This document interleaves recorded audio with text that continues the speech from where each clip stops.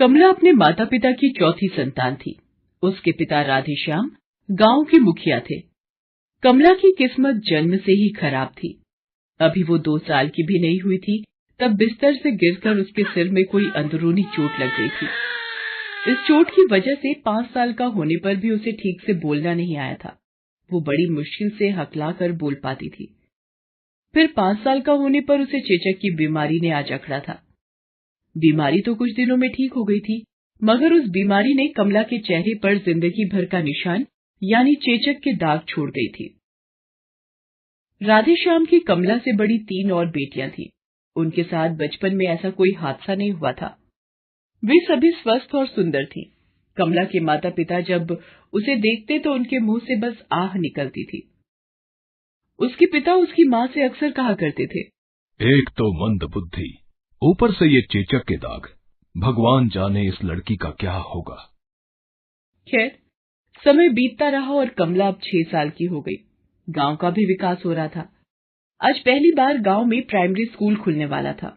School का उद्घाटन करने खुद कलेक्टर साहब आए थे।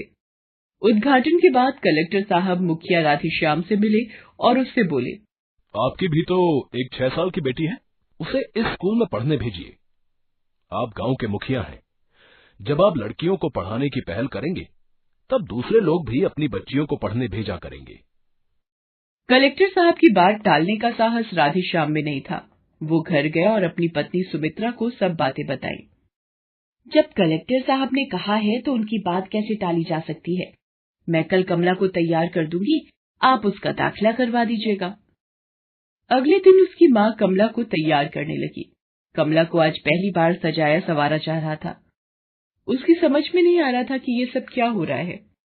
उस पर उसकी बड़ी बहनों ने उसे ये कहकर डरा दिया कि लगता है पिताजी तुझे शहर छोड़कर आने वाले हैं।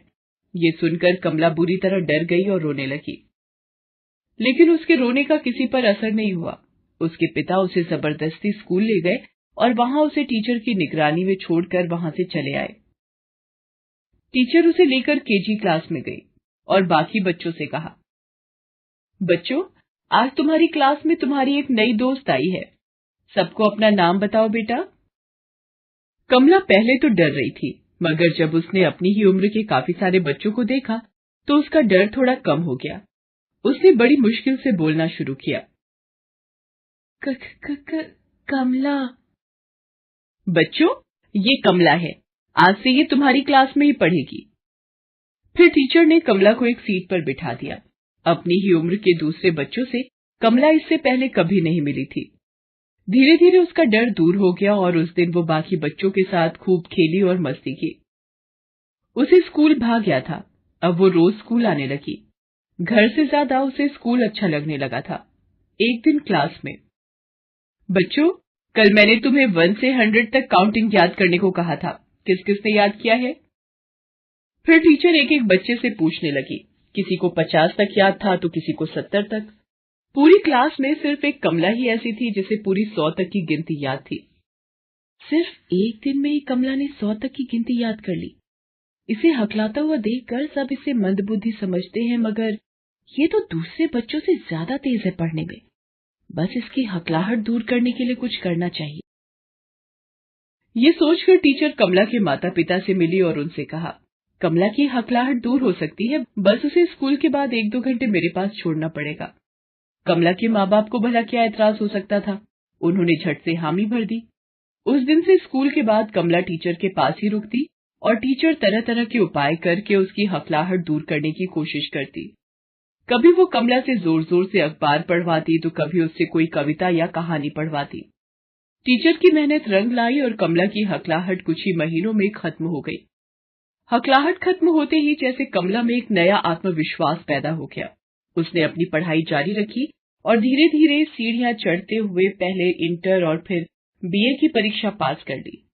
अपने परिवार में इतनी ऊंची शिक्षा हासिल करने वाली वो पहली लड़की थी। ये कहना गलत न होगा कि उसकी इस कामयाबी के पीछे उसके टीचर का भी बहुत बड़ा हाथ था। एक दिन कमला के घर में, अजी सुनते हो, कमला की उम्र निकली जा रही है। जल्दी से कोई लड़का देखकर उसके भी हाथ पीले कर दो।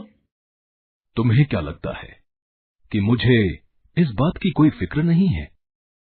अरे बीसियों जगह बात कर चुका हूं, मगर इसके रंग रूप को देखकर कोई शादी के लिए तैयार ही नहीं होता है। कमला की शक्ल सूरत की वजह से उसका रिश्ता कहीं नहीं हो पा रहा था। फिर भी किसी तरह काफी दिनों की दौड़ धूप के बाद आखिरकार राधेश्याम ने एक जगह कमला का रिश्ता पक्का कर ही दिया। उसने घर आकर सुमित्रा को बताया। लड़का उम्र में मुझसे कुछ ही साल छोटा है और 2 बच्चों का बाप है। ये उसकी दूसरी शादी है। उसकी पहली बीवी को गुजरे 2 साल हो चुके हैं। अब इसकी किस्मत में यही लिखा है तो हम क्या करें। इस तरह कमला की शादी पक्की हो गई। शादी का दिन भी आया और निश्चित समय पर दूल्हा बारात लेकर कमला के घर आया। दूल्हे को देखकर गांव की औरतें कानाफूसी करने लगी। अरे दूल्हा तो बहुत बूढ़ा है, ये तो कमला के बाप की ही उम्र का लगता है। इन्हीं कानाफूसियों के बीच शादी की रस्में निभाई जा रही थी। तभी अचानक दूल्हे की नजर कमला के चेहरे पर पड़ गई। चेचक के दाग वाली कमला को देखकर उसने शादी से इनकार कर दिया। मुझे बताया गया था कि लड़की देखने में ज्यादा सुंदर नहीं है, मगर ये तो बहुत कुरूप है। मैं ये शादी नहीं कर सकता। ऐसा न कहिए, सारे गांव के लोग आए हैं। अगर ये शादी टूट गई तो मेरी नाक कट जाएगी।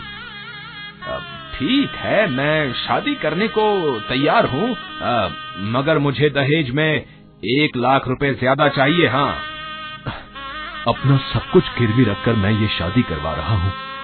अब 1 लाख और कहाँ से लाऊं?